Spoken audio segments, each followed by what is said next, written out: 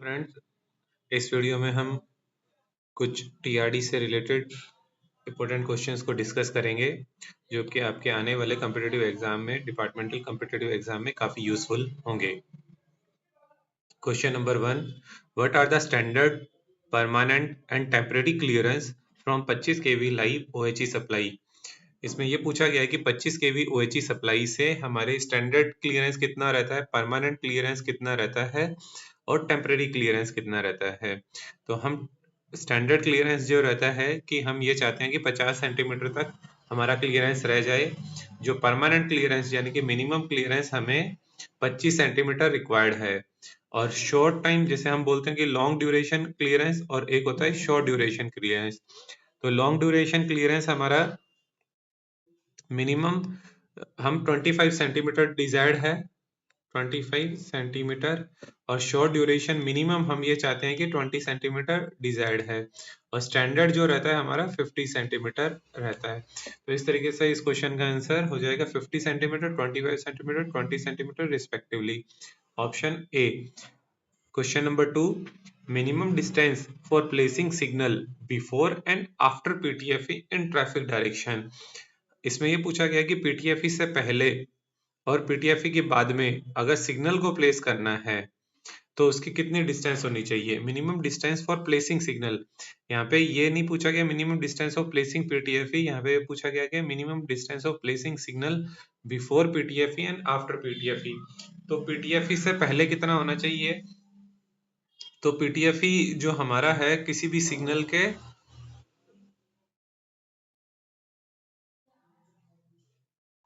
Placing signal before and after PTFE in traffic direction. तो इसका answer हो जाएगा कि अगर मान लो कि कोई भी गाड़ी स्टेशन पे खड़ी है, ठीक है, तो हमें 400 मीटर डिस्टेंस होना चाहिए ताकि उतना स्पीड बन जाए और PTFE को नेगोशिएट कर ले। यानी कि जैसे मान के चले कि यहाँ स्टार्टर है, ठीक है, ये स्टार्टर सिग्नल हो गया, ठीक है, इस स्टार्टर के बाद में PTFE है, इस तरीके से मान लीजिए PTFE है, ठीक है। तो यानी कि यहाँ पे अगर गाड़ी खड़ी भी है तो 400 मीटर के अंदर वो, मतलब स्टार्टर नहीं, सॉरी, एडवांस स्टार्टर के बाद से माना जाएगा। ये स्टार्टर है, फिर इसके बाद में एक एडवांस स्टार्टर रहेगा। तो एडवांस स्टार्टर के बाद में, यानी स्टार्टर से एडवांस स्टार्टर और एडवांस स्टार्टर के बाद में, यानी कि उसके बाद में हमारा कम से कम 400 मीटर दूरी पर होना चाहिए ताकि नेगोशिएट हो जाए। और इसी तरीके से मान लो कि होम सिग्नल के बाद में है जैसे, तो हमारा होम सिग्नल और होम सिग्नल की तरफ कोई गाड़ी आ रही है, मतलब रिसीव हो रही है हमारे यार्ड के अंदर, तो हमारा 200 मीटर का कम से कम होना चाहिए। जैसे ये मान के चलिए कि ये होम सिग्नल है, इस तरीके से ये होम सिग्नल है। होम सिग्नल के बाद में, जैसे इसी को मान लीजिए ये होम सिग्नल है सपोज कीजिए, और इस डायरेक्शन से आ रही है गाड़ी, तो ये PTFE और इस होम सिग्नल के बीच में कम से कम 200 मीटर का होना चाहिए ताकि इससे पहले डीजे ऑफ हो जाए और होम सिग्नल से पहले गाड़ी खड़ी भी हो जाए, इन केस अगर होम सिग्नल नहीं दिया हुआ हो, ताकि PTFE के बाद में हो जाए, ताकि क्यों, ठीक है।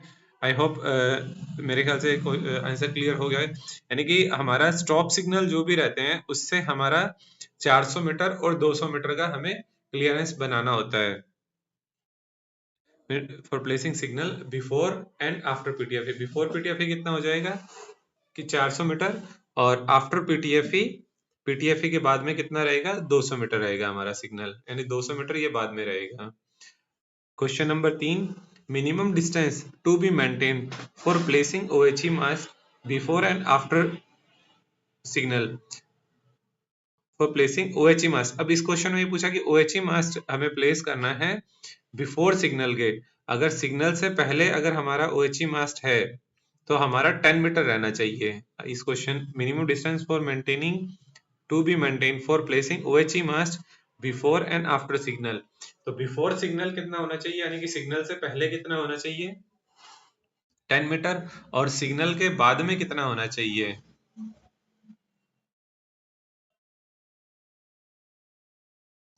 हमारा जनरली ये रहता है कि जिस तरीके से ये जैसे मास्ट है तो इसके पीछे अगर सिग्नल है, सपोज कीजिए इसके पीछे सिग्नल आ रहा है, तो हम 30 मीटर का बनाते हैं क्लियरेंस।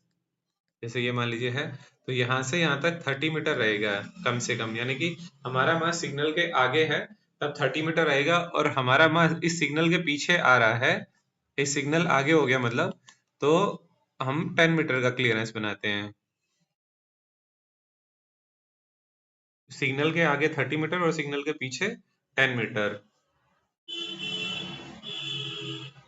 तो इसका आंसर ऑप्शंस के हिसाब से 50-30 रहता नहीं है, 35-25 रहेगा नहीं, 25-15, तो आंसर क्या हो जाएगा 30 and 10। What is the question number 4? What are the minimum ground clearance to be maintained for 25 kV, 132 kV and 220 kV lines?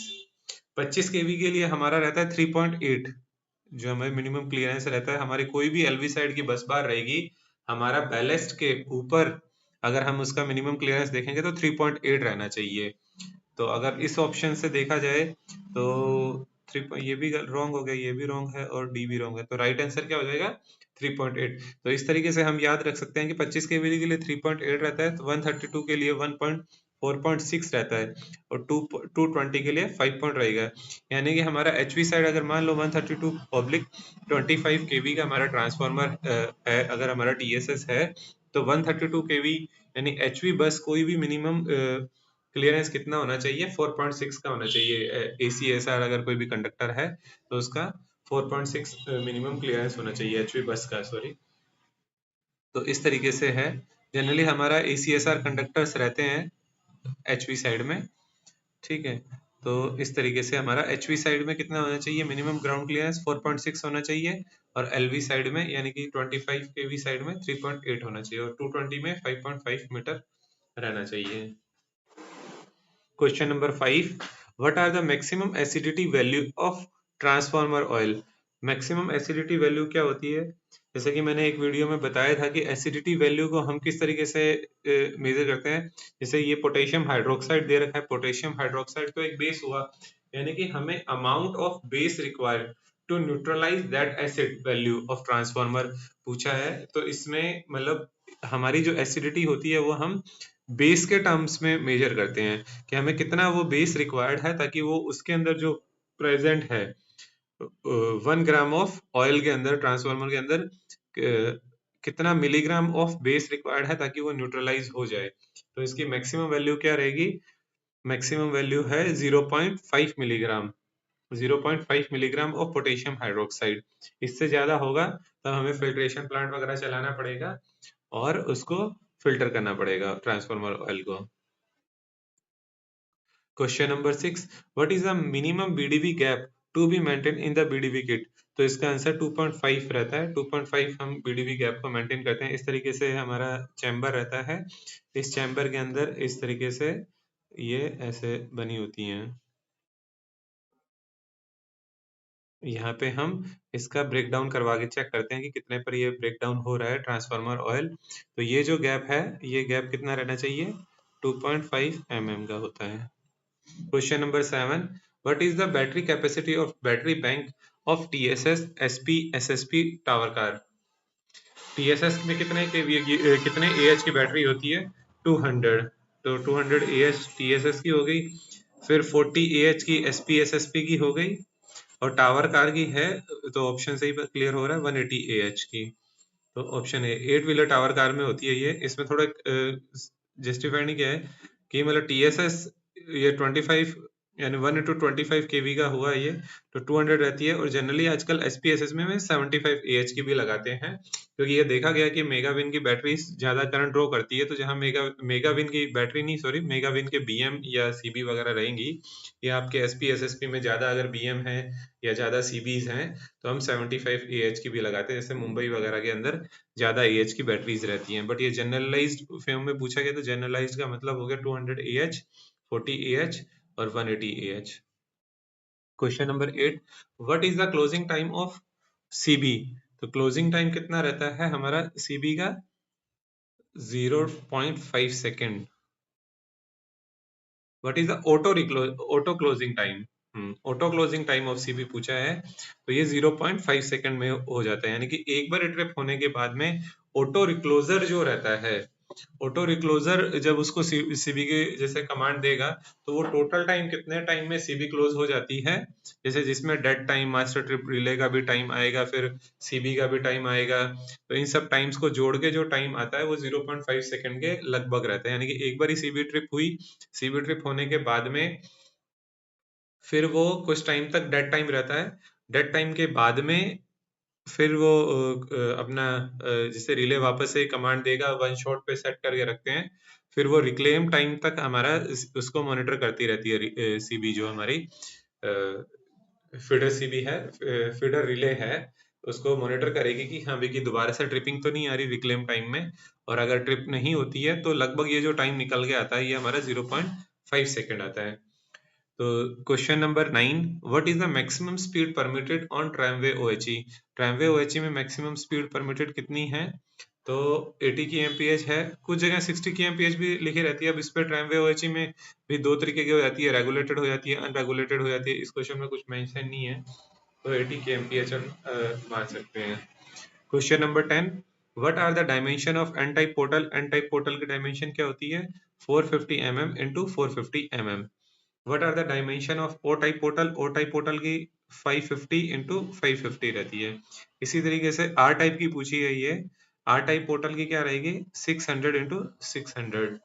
What is the minimum dimension to call consignment as ODC? हम किस dimension किस consignment को हम ओडीसी बोल सकते हैं, यानी over dimensional consignment?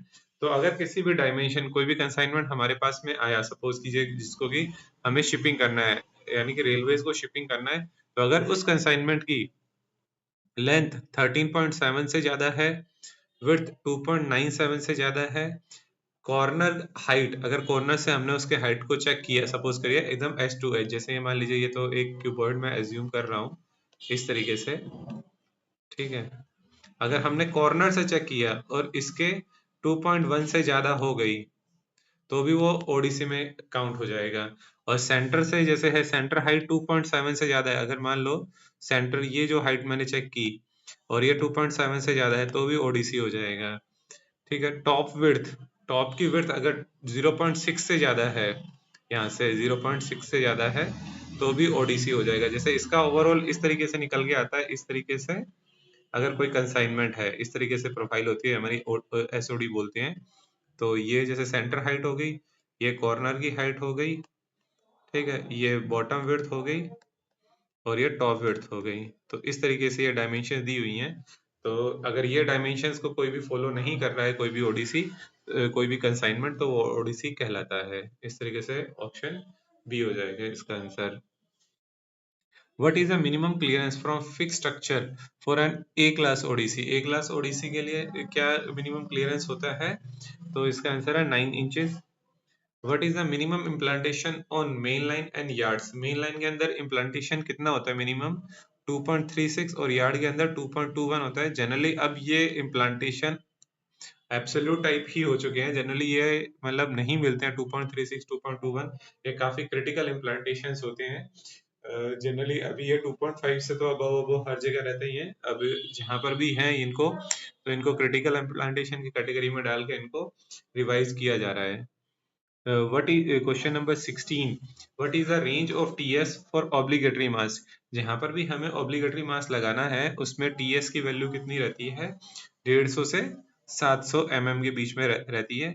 But अभी अगर यही क्वेश्चन अगर हाई स्पीड के केस में पूछा जाता है, जैसे हमारे अभी गतिमान एक्सप्रेस 160 के एमपीएच पे चल रही है, या फिर हम हाई स्पीड के सेक्शंस जो डिजाइन कर रहे हैं जो कि 160 के एमपीएच का स्पीड पोटेंशियल रहता है उनका, तो उस केस में अगर ऑब्लिगेटरी मास को डिजाइन करना है तो ये ऑब्लिगेटरी मास की जो ये रेंज है इसमें हम मिड रेंज में ले लेते हैं। जैसे 700 mm है तो लगभग हम 550 तक या 600 तक हम रखेंगे, और इसको 300 350 के आसपास रखते हैं, यानी कि 350 से 550 या 600 mm के बीच में टीएसएस रहता है उस केस के अंदर।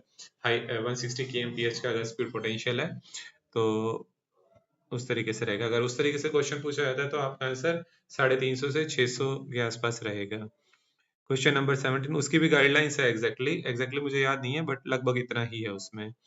Question number 17, what is the minimum embedded portion of OHE mass in the foundation? Minimum embedded portion कितना होना चाहिए? 1.35, यानी वन एम्बेडेड पोर्शन आपको पता होगा कि एम्बेडेड पोर्शन मतलब फाउंडेशन जैसे है ये कोई फाउंडेशन है, हमारी OHE फाउंडेशन है, तो इसके अंदर यानी कंक्रीट के अंदर हमारा खंभा कितना होना चाहिए? ये ऊपर हो गया, और खंभा कंक्रीट के अंदर कितना है?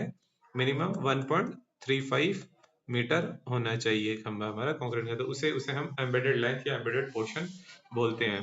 Question number 18, what is the formula of versine?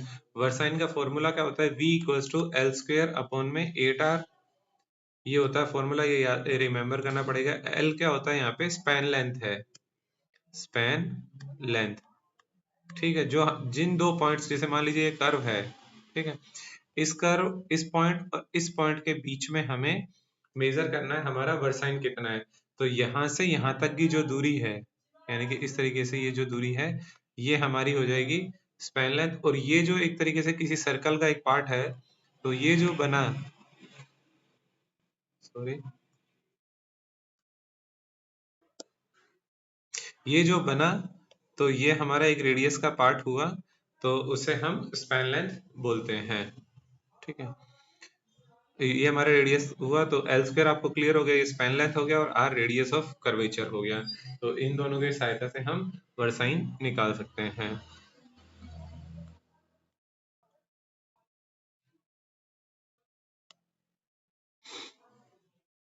Question number 19, what are the maximum stagger at SI location? SI location में मैक्सिमम स्टैगर कितना होता है?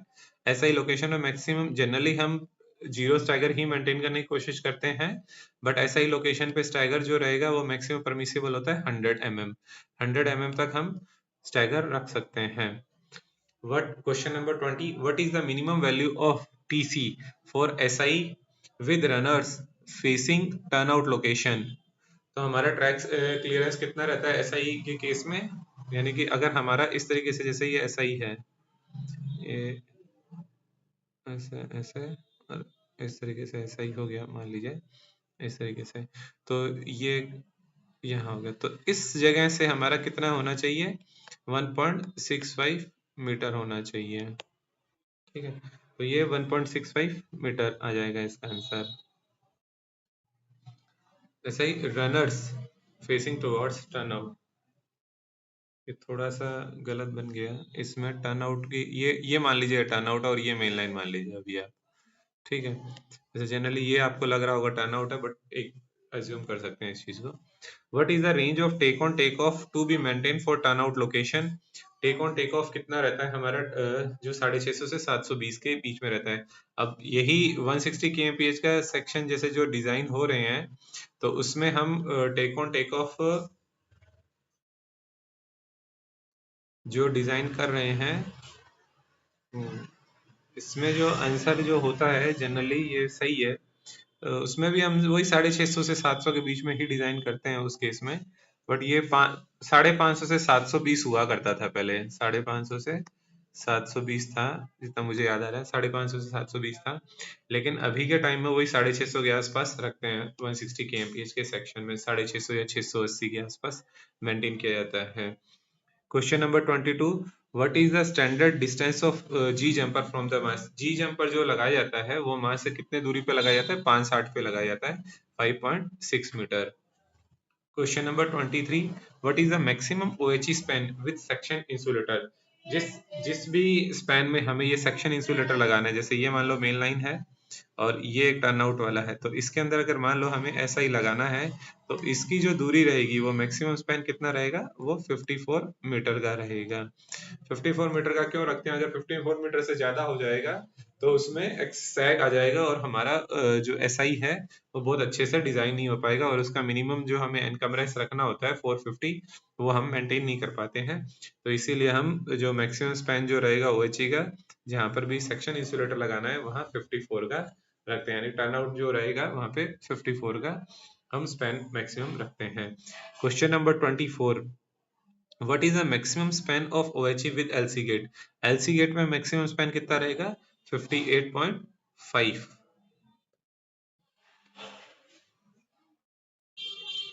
इसी तरीके से अगर ओवरलाइन स्ट्रक्चर का पूछ लिया था कि कोई भी ओवरलाइन स्ट्रक्चर है, तो उसके नीचे हम जैसे जो भी स्पैन रखते हैं, जैसे मान लो ओवरलाइन स्ट्रक्चर मींस आरओबी हो गया, एफओबी हो गया, या फिर कोई मतलब जैसे कोई एसटी क्रॉसिंग्स वगैरह हो गई, तो उसके नीचे हम जनरली 49.5 का रखते हैं। 49.5 का रखने से क्या हो गया कि हमारे जो ऑसिलेशंस की वजह से जो क्लियरेंस बना हुआ है, वर्टिकल क्लियरेंस है, वो कहीं कम नहीं होगा उसमें, उस केस में अगर हमारा स्पैन छोटा रहेगा। अगर स्पैन बड़ा रहेगा तो वर्टिकल ऑसिलेशंस है, जैसे ये मान लीजिए इस तरीके से कैटनरी होगा, इस तरीके से कॉन्टैक्ट हो गया, अभी मान के चलिए ये मास्ट हो गए।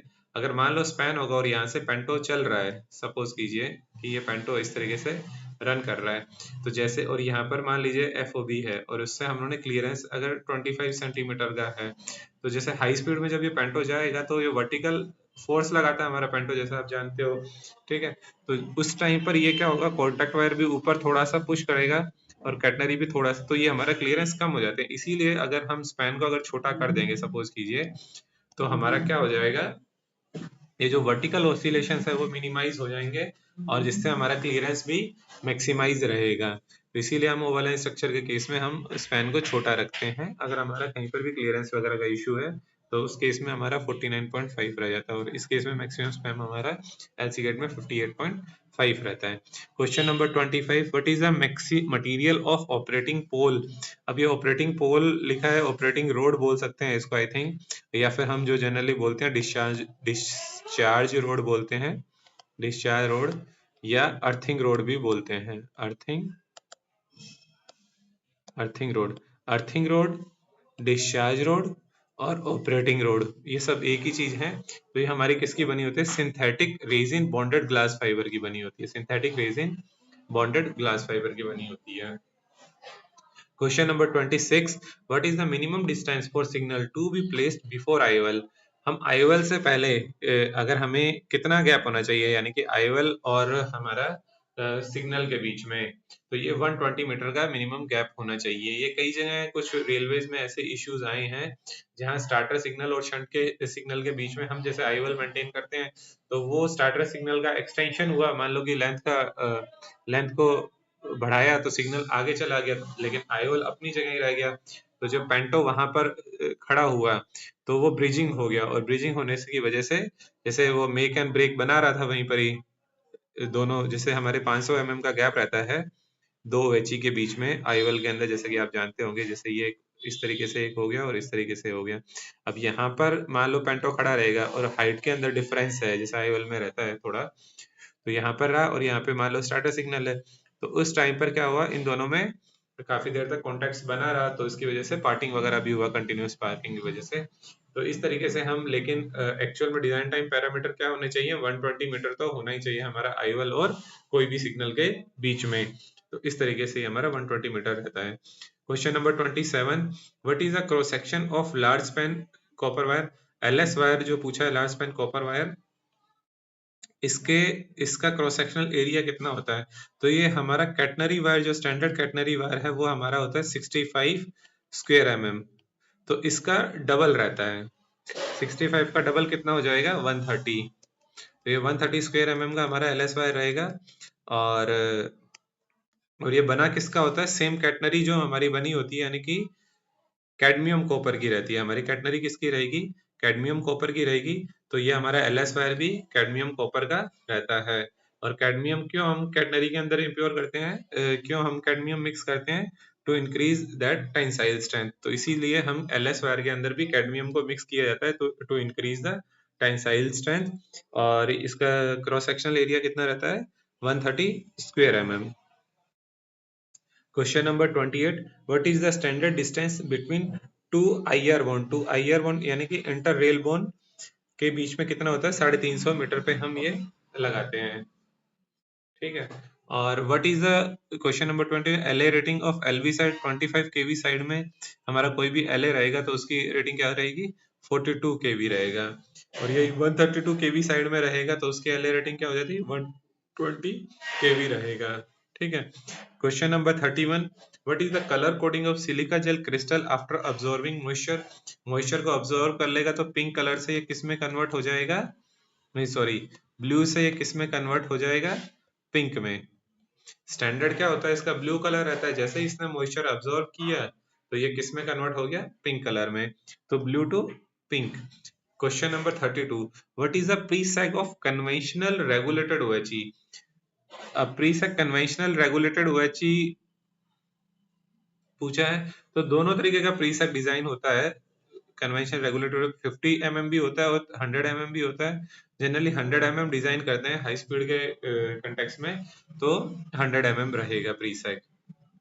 Question number 33, what is the minimum contact wire height of LC गेट? कॉन्टैक्ट वायर की हाइट कितनी रहती है LC गेट पे मिनिमम? तो ये 5.5 मीटर रहती है। What is the LA rating of 220 kV LA? LA rating कितनी होती है 220 kV की? 198 kV। Question number 35, what is the equipment to measure tension? Tension को मेजर करने के लिए क्या यूज करते हैं? Dynamometer. Question number 36, equipment use to measure specific gravity? हम स्पेसिफिक ग्रेविटी किस इक्विपमेंट से मेजर करते हैं? हाइड्रोमीटर से। Question number 37, what is the working clearance near OHE? Working clearance near OHE कितना रहता है? 2 metre. Question number 38, what is the maximum CER of TSS? CER मतलब कंबाइंड अर्थ रेजिस्टेंस कितना होता है maximum? 2 ohm. Question number 35, what is the maximum CER of SPSSP यानी combined earth resistance? SPSSP के case में मैक्सिमम कितना रहेगा हमारा? 2 ओम रहता है, और यही TSS के केस में हमारा 0.5 ओम रहता है।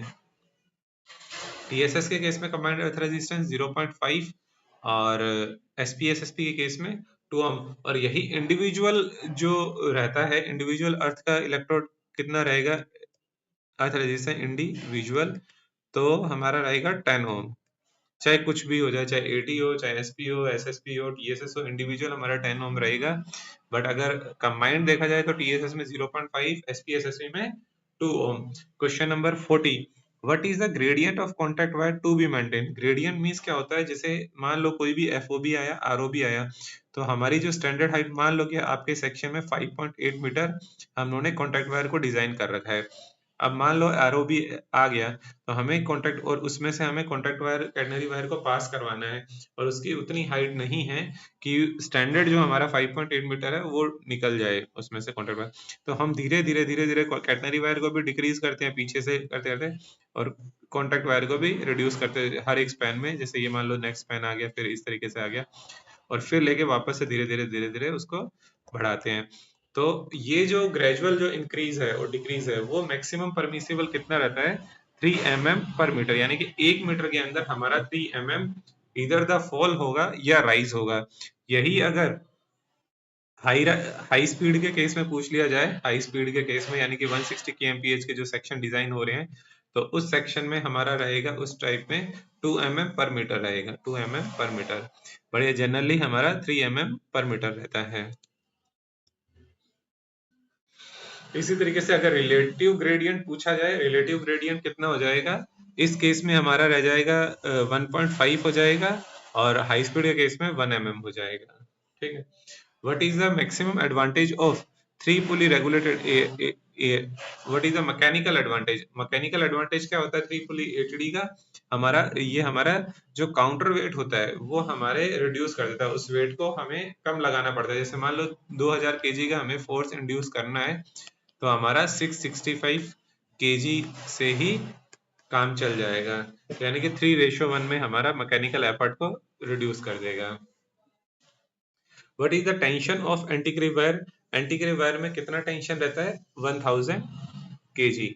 Question number 43, what is the size of N type upright? N type upright की लेंथ कितनी होती है? साइज, इसका साइज का पूछने का मतलब हुआ कि जो टोटल लेंथ है अपराइट की, स्टैंडर्ड लेंथ है, वो हो गई 10.51। Question number 44, what is the length of R type portal? R type portal की कितनी होती है लेंथ? स्टैंडर्ड लेंथ होती है 10.66। Question number 45, what is the minimum cross sectional area, cross section of earth road cable? जो हमारी discharge road होती है या अर्थ रोड होती हैं, उनकी जो केबल रहती है वो उसकी minimum cross sectional area, minimum पूछा है, सॉरी मैक्सिमम बोल गया, मिनिमम क्रॉस सेक्शनल एरिया कितना होना चाहिए? तो ये मिनिमम क्रॉस सेक्शनल एरिया उसका रहना चाहिए 40 square mm। Question number 46, what is the minimum distance between to OHE in IOL? Minimum distance जो रहता है IOL के अंदर, अभी जैसे मैंने बताया था कि जैसे 2 IOL में 2 OHE होती है, जैसे ओवरलैप बनता है, तो इसके बीच में यहाँ 9 टन जैसे कट जाएगा इस तरीके से। तो इन दोनों OHE के बीच में कितना मिनिमम गैप होना चाहिए? 500 mm का। तो option D. Question number 47, what is the distance of F jumper from mast in IOL? IOL के केस में कितना हमारा एफ जंपर जो लगाते हैं, यानी कि जो हमारी OR की जो OHE है वो फ्लोटिंग, क्योंकि 9 टन कट गया, अब उस टाइम में वो फ्लोटिंग टाइप की ना रह जाए, यानी कि वो उसको भी हमें चार्ज करना है, इसीलिए हम एफ जंपर लगाते हैं। जैसे इस तरीके से, इसमें मैंने बताया कि जिस इस तरीके से 9 टन कट गया है, यहाँ पे ये मास्ट हो गए दोनों, ठीक है, यहाँ पर भी ये मान लीजिए मास्ट है इस तरीके से, ठीक है, एक इस OHE को पकड़ रहा है, एक इस OHE को पकड़ रहा है, ठीक है। अब ये यहाँ पर जाके टर्मिनेट हो रहा है किसी मास्ट पे, ठीक है, और ये हमारा इस तरीके से हो गया। तो यहाँ जब टर्मिनेट हुआ, तो अगर ये 9 टन कट गया है, तो इसके बाद में अगर हम एफ जंपर नहीं लगाएंगे, कंटिन्यूटी नहीं करेंगे इसके साथ में, तो ये क्या हो जाएगा? फ्लोटिंग टाइप का हो जाएगा। तो इसको अवॉइड करने के लिए हम क्या करते हैं? एफ जंपर लगाते हैं यहाँ पर, ताकि ये चार्ज रहे, ठीक है। तो इसके डिस्टेंस पूछिए, कितने standard distance of F jumper from mast in IOL? तो ये 2.5 मीटर पे लगाते हैं एफ जंपर की, 2.5 मीटर की डिस्टेंस है, बट इन जनरल कहीं कोई स्टैंडर्ड डिस्टेंस होती नहीं है एफ जंपर की, बट ठीक है, स्टैंडर्ड डिस्टेंस यहाँ पे एफ जंपर की बताया गया मास्ट फ्रॉम द IOL, तो ये 2.5 मीटर रहती है। और यही जी जंपर की मैंने बताया था कि 560 पे ये लगता है हमारा G jumper. Question number 48, what is the minimum height difference between turnout OHE and main line OHE at turnout? ये बहुत ही इंपॉर्टेंट चीज है कि इसको मेंटेन करना, तभी हमारे टर्नआउट सही रहते हैं।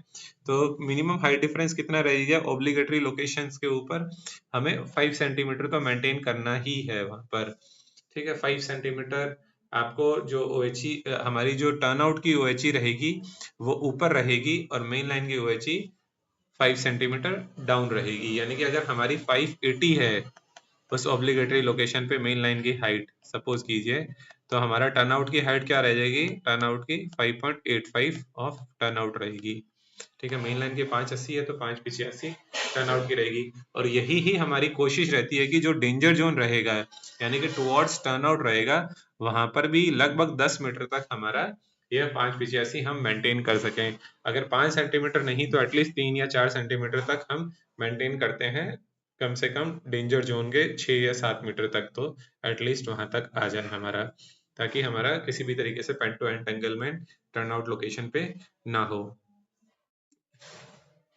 What is the question number 49? What is the condemnable thickness of carbon strip of on the pantograph? Pantograph पे जो हमारी कार्बन स्ट्रिप लगी रहती है, कार्बन स्ट्रिप बनी किसकी होती है? इसमें ये ग्रेफाइट होता है। इस कार्बन का कौन सा एलोट्रोप यूज करते हैं? ग्रेफाइट।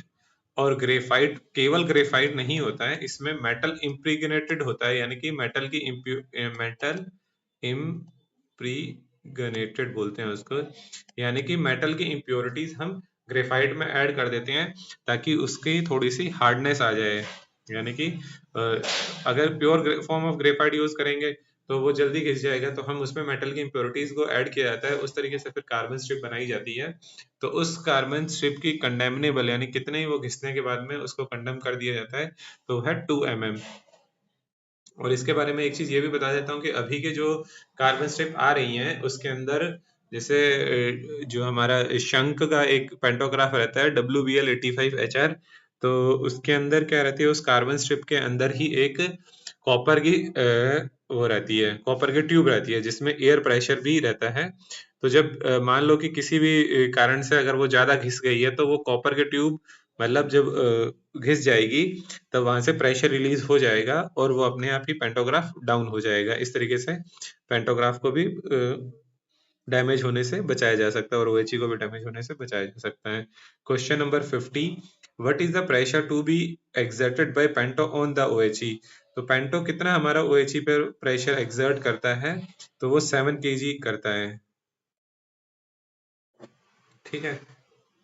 तो हमारा पेंटो कितना प्रेशर एग्जर्ट करता है OHE पे 7 kg करता है। इसी तरीके से जैसे मैंने आपको बताया था कि ओवरलाइन स्ट्रक्चर के अंदर कि हम क्यों क्लियरेंस मेंटेन करना ज़्यादा जरूरी है, और या फिर क्यों स्पैन को हम 49.5 ही रखते हैं, क्योंकि ये 7 kg का फोर्स जब OHE पे लगा रहा है ऊपर की तरफ, तो हमारी OHE थोड़ी सी ऊपर उठती है, कुछ mm में ही उठ रही हो, और जिसकी वजह से हमारा, अगर मान लीजिए यहाँ पे ओवरलाइन स्ट्रक्चर है, तो वहाँ पे जो शॉर्ट टर्म क्लियरेंस है, अगर मान लो हमने 20 सेंटीमीटर ही मेंटेन किया है और हमने स्पैन बड़ा कर दिया, ठीक है, तो हमारा क्या हो जाएगा, वो 27 से 20 जो शॉर्ट टर्म क्लियरेंस था, या 20 लॉन्ग टर्म तो हम लोगों ने 25 बना लिया, और हमें शॉर्ट टर्म की मिनिमम कंडीशन क्या है, 20 सेंटीमीटर है, और उसकी वजह से, ये ऑसिलेशन की वजह से हो सकता है कि रिड्यूस कर जाए, इसीलिए हम 49.5 ही रिस्ट्रिक्ट कर देते हैं वहां पर, और हो सकता है कई कुछ केसेस में हम स्पीड रिस्ट्रिक्शंस भी इम्पोज करते हैं अगर क्लियरेंस के इश्यूज आते हैं तो।